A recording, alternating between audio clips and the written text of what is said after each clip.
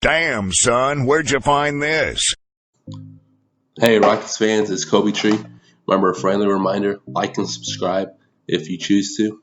Let's get into this game. Uh, Rockets take that L, 120 to 125.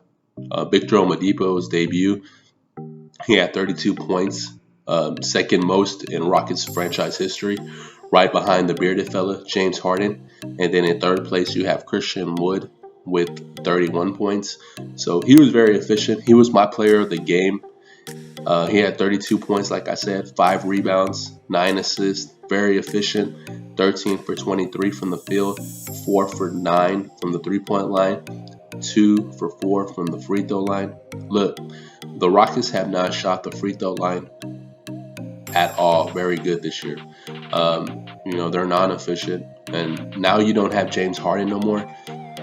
So every time you get to the free throw line, you're going to have to take full advantage. The Rockets missed 6 free throws. Rockets lost by 5. So when you get the opportunity to get some free shots, please take them and make them. That's very important that the Rockets need to preach. Because, like I said, there's no more James Harden on this team. You're not going to get to the free throw line 14 to 20 times. It's just not going to happen. Him alone, he would get that. So they got to take full advantage of every opportunity they can. But let's get back to Victor Oladipo. He had 2 steals. That's what he averages for the year. And like I said, he has 7 turnovers, 3 personal fouls. So I think once he gets more practice under his belt, he'll cut down on the turnovers. Plus, we don't have John Wall yet, so we don't have that real general on the floor who will have the ball primarily majority of the time. That clear favorite ball handler. But it's good to see that a lot of people are able to bring the ball down, set up the offensive plays, and that's definitely a plus long term. Because you don't know if John Wall's still going to be on minute restrictions, if he's going to still miss a lot of games. So that's something to keep an eye on. And then Christian Wood had 30 points, 9 rebounds, 1 rebound away from a double-double. He had 1 assist. And this was his most efficient game as a Rocket this year. He was 11 for 16, 3 for 5 from the three-point line. That's amazing. And he was 5 for 6 from the free throw line. Now, Christian Wood's getting to the free throw line a lot more since the departure of James Harden, which is great. He is the player that's getting to the line, creating his own shot, getting 3-point shots, driving to the basket. He's doing a lot of things. So that's going to lead to more free throw shots. I could see him averaging about 8 free throws a game. That's a possibility. He had 1 steal, 3 turnovers, no blocks in this game. So to any of my fans that love, keeping up with, I don't know, they have fantasy NBA basketball, so his numbers would dip on his rebounds just because he had none. But Nwaba, he was okay. I don't like Nwaba shooting threes at all. He's horrible, but he did hit one this game. He was 1 for 3. Eric Gordon had a really good game. Like I said, the Rockets came out the gates very, very poor. I don't know if that has to do anything with the fans. I mean, they are in Chicago. I don't see how that would play a factor. But like I said, they've been playing a lot of games with coming out the gate with little to no energy. Jashawn Tate had a pretty solid game. Jashawn Tate, one thing about Jashawn Tate, I'm going to let y'all know that he played overseas, and I know the game's a lot different overseas, but he's going to have to change his defensive game a little bit. I like his defensive game, but he gets a lot of ticky-tack fouls, which means he needs more discipline. He just needs to clean his game up a tad, not really an overhaul, just a slight little, here and there nicks and picks. That's because that's what he's mainly getting, the little fouls. So, that's something he needs to fix. Mason Jones had 10 points. Mason Jones got hot. He hit like 2 back-to-back threes, and then he hit a layup later on in the game in that little stint that he was in the third quarter. He had a really great game.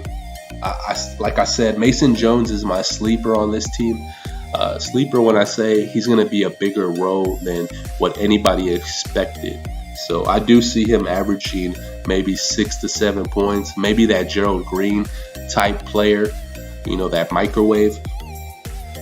But like I said, I don't really know what the Rockets are, what their future is and what it's leaning towards. I don't know if they're going to rebuild or if they're going to try to contend for a good playoff spot. Because with this team fully healthy, I still think they're really good. Because like I said, John Wall, Sterling Brown, Daniel House, who hasn't played in a while, with their arrival, I don't know what they're going to look like. But, if they're bad and they have those guys back, it's maybe time to rebuild and start trading a few pieces and try to accumulate as many picks as you can. It's only the smart business thing to do if you're not going to be winning, especially if you got, players that are valued high like a PJ Tucker. Now, I know PJ Tucker is up for a contract extension. He only had 2 points, 3 rebounds, and 3 assists. Only took 2 shots, but I know the Rockets have gave him an offer, but he hasn't signed it. I know there are negotiations. I don't really see why they're offering him a contract extension. I really don't. I think he's more valuable if, he's on a 1-year deal. But if they're going to make him extend his contract, I think they might keep him for a while, or a team. I don't know. I really don't know. A team who's trading for him might want him for a little longer. I really don't know. McLemore hasn't been a non-factor offensively since he's came back. He only had 1 good game against Orlando. I thought he would be a bigger factor, but he hasn't. But I'm not gonna, crucify him. He just hasn't scored as much points like I expected. Hasn't taken that many shots. This game he had 5 points, 3 rebounds, 1 assist, 2 for 6 from the field, 1 for 2 from the 3-point line. So like I said, Ben McLemore, I would like to see more out of him. I know he has that ability to get hot. He has a big body, so he's just not a shooter. I expect a little more out of him. Mason Jones is smaller than Ben McLemore. Non-draft, he wasn't even drafted. So right now, Ben McLemore is getting outplayed by Mason Jones, in my opinion. But we don't know what else Ben McLemore is bringing to the table. Maybe they're keying in on him on defense. I'm not sure right now. I would have to break down the tape. But like I said, Victor Oladipo had a great game. I expect him to, now I'm going to give him my MVP of the game. He had no practice, and, he went in there, kind of blindfolded a little bit, and he got 32 points easily, 9 assists, and very efficient. Like I said, those 7 turnovers will have to come down, and I think they will. It's just a matter of time.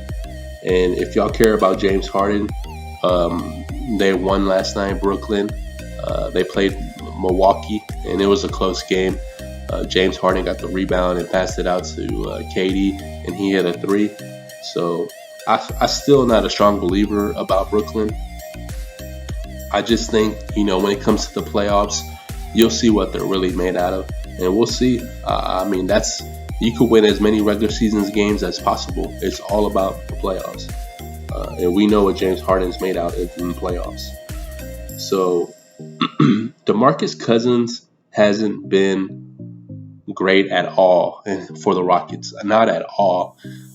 He's been a vocal voice in the locker room. I heard this morning that there was an article that said DeMarcus Cousins and John Wall confronted James Harden when he was still on the team, telling him, are you in on this team? Are you not? We're tired of your crap.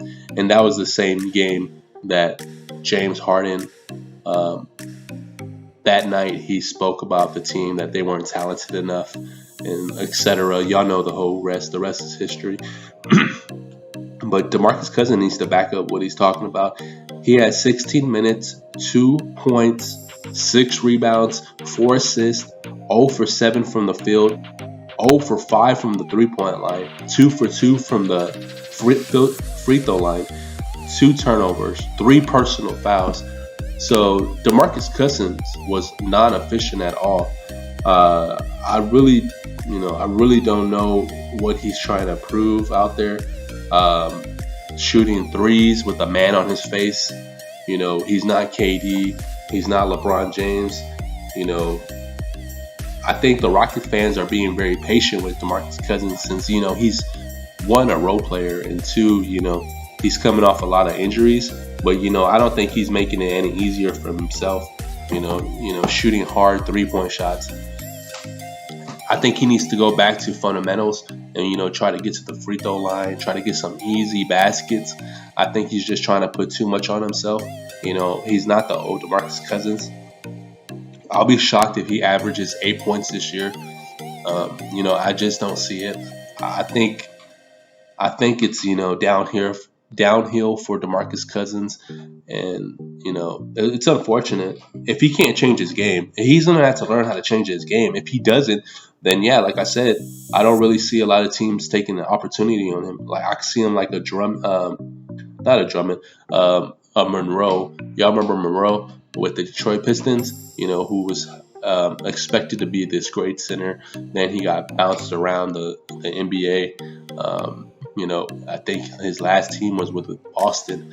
But yeah, I see DeMarcus Cousins playing that same role as Monroe, just getting bounced around, really team to team, and never really having. He has the opportunity now. He's getting his shots up. Coach Silas is giving him all the opportunities. It's all on DeMarcus Cousins to find what works for him, the most efficient shots. Get to the free throw line, get rebounds, play defense. Do something that's going to contribute. Not necessarily it's all about you. Points will come. I'm telling you, points will come if you do those little things, those little tangements. Eventually those things will come. But like I said, the Rockets take an L. Their next game is Wednesday versus the Phoenix Suns. Not a tough game, but not an easy game. It's in between, in my opinion. Chris Paul. You got they're a very great team. Let's just say that. Devin Booker. I was trying to say his name. Devin Booker. Always such a great player. DeAndre Ayton. So that's a young team with veteran leadership. So the Rockets have their hands full. Hopefully, you'll have some of your guys back like the Sterling Brown, John Wall. I'm hoping, if the Rockets lose, go in a losing streak, expect a rebuild. I'm already leaning towards a rebuild, but I mean, with the players that you have, you could still be competitive, they could win a few games. So I don't know. I think the end is near. I think it's time to rebuild and time to blow it up. Even when they're competing at their best, they're just not good enough to get wins. The writing's on the wall for the Rockets. It's just, it matters when the trade deadline gets here. It's a matter of time until the Rockets start blowing everything up. It's unfortunate. It's just how it is. We had our run, and now it's time to rebuild. It's time to start over. Every team, every legacy, every chapter in every team's success, there's always a rebuild mode. And let's just see how Stone, carries out with this rebuild. Or is it going to be a 2-year process, a 3-year, 5-year process? I expect 3 years max until they start winning again. So, like I said, thanks. I'm out. I'll have a new video coming out later. I'll have a season ticket holder from the Texans. Remember, friendly reminder, like, subscribe.